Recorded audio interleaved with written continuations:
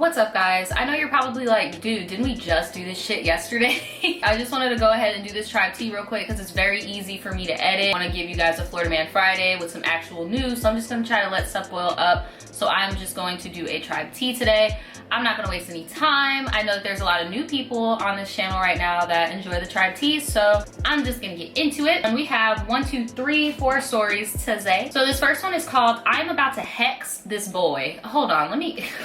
Girl, you got to what? Like, you better stop. Hey, Naja, I've subscribed to you for a while, and I really love you and your channel. Well, thank you. Oh my God. Don't hex me. She's tampering in Dalek-sided stuff. Please forgive me in advance for any grammar errors because a bitch is pissed and this just happened. But here it goes. I've been dating my current ex as of today for over a year. Before we get into the relationship, I had made it clear that I had issues of anxiety and depression and was working on my self-love. Found it hard to trust people. To be honest, I intentionally guard myself from others. No one completely understands or knows me because anytime I feel like I can tell someone something, they have betrayed my trust, or simply put, I don't want them to know me. I get what you're saying. I'm kind of the same way too, like even with YouTube, like I kind of just give people what I want them to know, but I kind of pride myself in being a private person. You do YouTube, like you're not private, you're all fucking lying because on the internet. Pieces of my life are, yeah, but I really do hope that you can learn to trust people again. Don't block your blessings, you know. Anywho, our relationship was going good, but somewhere along the last few months, there was a disconnect. Now, I don't know if it's my sign because I'm a Taurus or just me as a person, but when I love someone, I try to keep them happy and the relationship has to be balanced. And I realized somewhere it was always about what he wanted and I was always trying to please him, but I wanted affection too. And it was the only thing I asked for. And it was hard to get because he is not a PDA type person. I hate that too. I've been in that scenario as well. I don't like that either. Anyways, he got a job on the boat and today was the day he was supposed to come back. So the day before he texted me like everything was cool. So when I called to see if he made it in, he kept ignoring me. Then I saw he blocked me. Where's this bitch? I then proceeded to call him on Snapchat, Instagram, because you're not about to just ignore me when I've been waiting on your ass for the last 4 weeks. He texted me on Snapchat saying, why do you keep calling? Oh.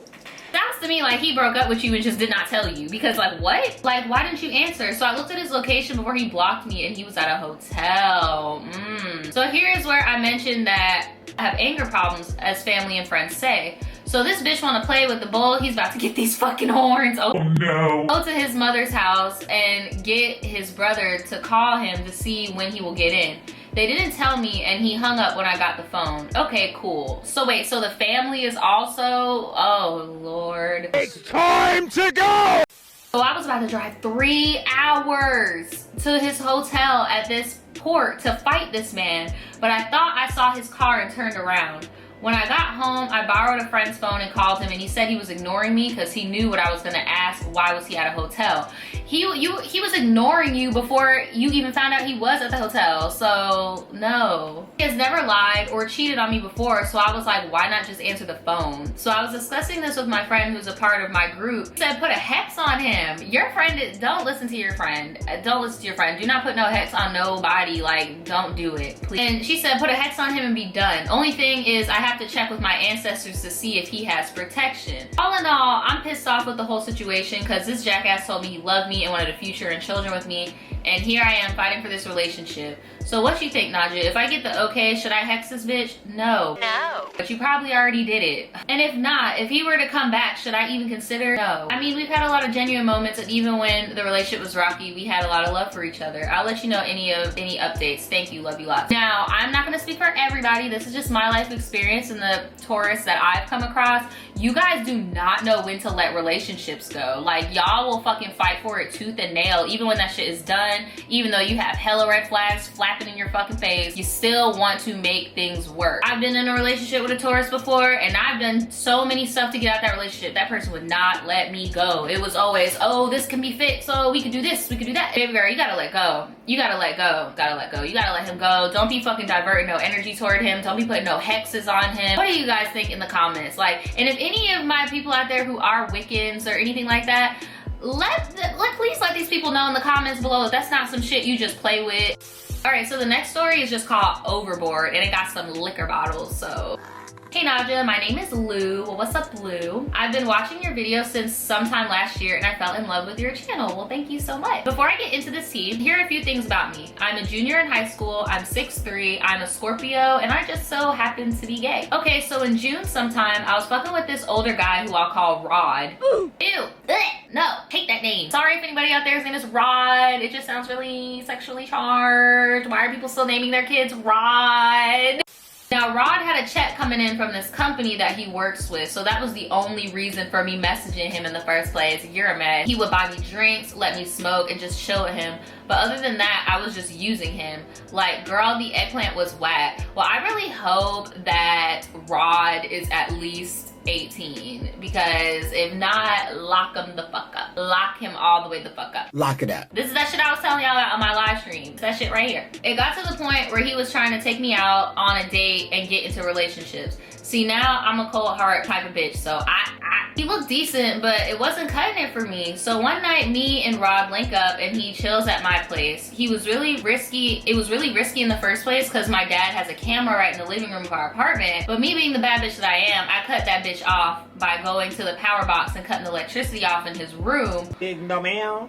No ma'am. You're a mess. Oh my god, you need a whooping. He comes in and has 2 strawberries for me. Rod's the type of guy who will tell you what he thinks you want to hear and then gets what he wants out of his prey. But I thought you were using Rod. Like, at first you were using Rod and now you're saying Rod uses people and treats them like prey. But if you live in the United States and Rod can buy alcohol, that means he's 21, so lock that bitch up. He definitely is a predator and you're the prey in this scenario. What he didn't know is while he's trying to spit his game, I'm over here tipsy and ready for his ass to leave. My friend who I call Sam calls while we're doing whatever we were doing and asked if I wanted to smoke 2 minis with him. So Rod says yeah, and boom, I'm there. At this point, I'm gone before me and Sam even start smoking, and his dad had some Seagrams and Henny in their fridge, so I'm hit on staying. Y'all are some bad ass. I don't get how these parents don't be noticing when their shit be missing. Like, when I tell you, I'm gonna be the most aggravating ass parent when I do have kids, because I've been there, I've done that. You're not gonna, no ma'am, no sir.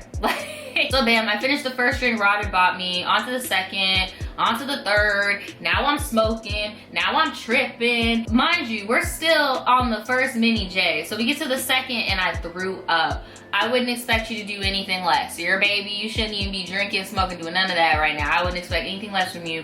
But either your mom pulling up or your dad pulling up and yoking your ass up and putting you in that car, or you throwing up. Like, it was gonna be one or the other. Naja, I'm over here throwing up my guts, and Sam ain't shit. He's over here on FaceTime with one of our mutual friends spilling my tea. Wouldn't let that shit happen to me though. Yeah, Sam is not a good friend, guys. You should not be drinking or turning up with somebody who would, you know, take advantage of you like that, bruh. But the shitty part is we can never assume which one of our friends would do that. You get what I'm saying? After I'm done throwing up my stomach, I get up. It wasn't a good idea because I could not see straight. So Sam says I could sleep my crossfaded ass off a little bit, and then I gotta dip. Bitch, it's 4 a.m. and this bitch wake me up. I was so mad and tried to fight him. Sam says, Lou, you gotta go home. Now see, the thing is, I didn't have a ride home, so I had to walk.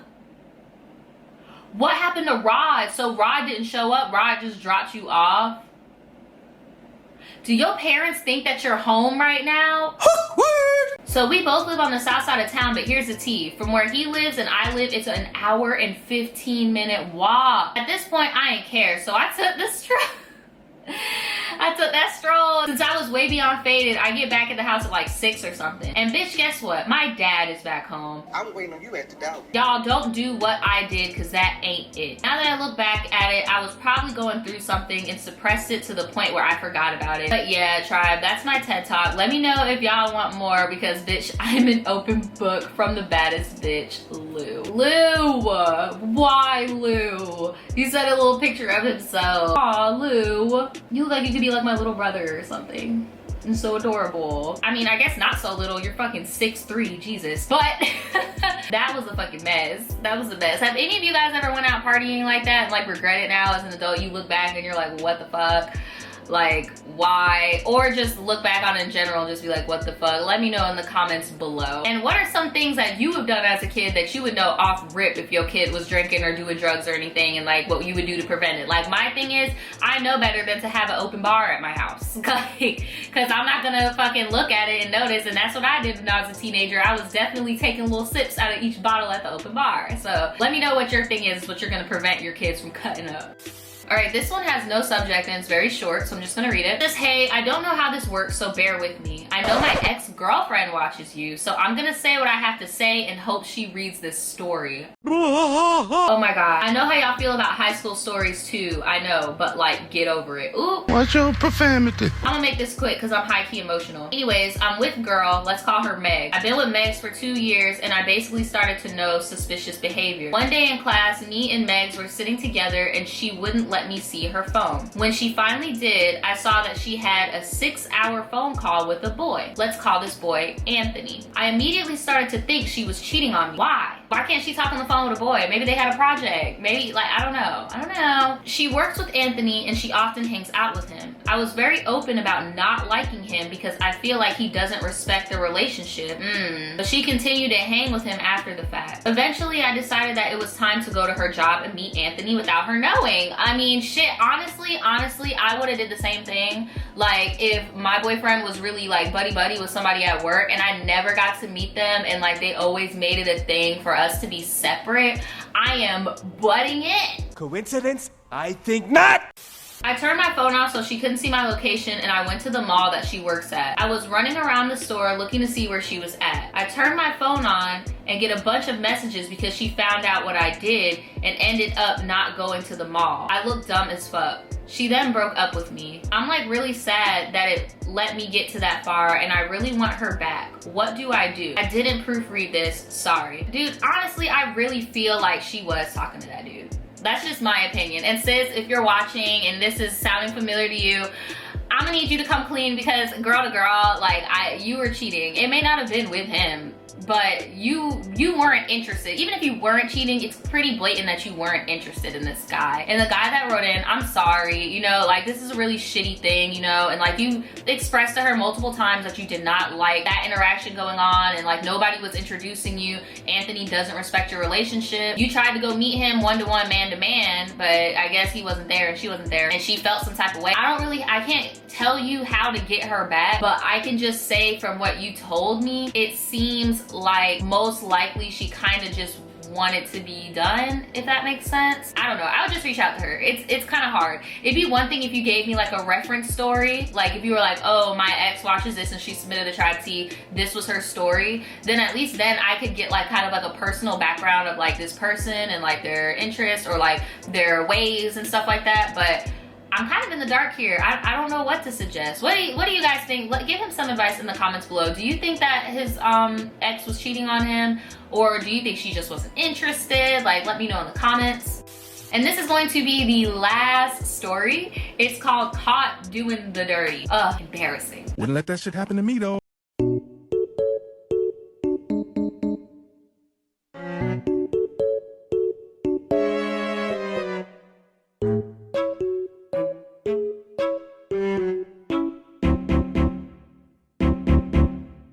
That's pretty much it for today's Tribetea. Again, if you guys want any of your entries read on this channel, all you have to do is email me in the email below. Stay tuned for Florida Man Fridays and some reactions. Hit me up in the forum. Oh, and something I do want to say, guys, I'm going to be closing the store while the coronavirus thing is happening. A lot of you guys keep placing orders and I keep having to refund you. Please do not place any orders on the site right now. I'm not able to ship. I don't feel comfortable shipping. So hit me up if you haven't got your refund yet because no. All right, guys, peace.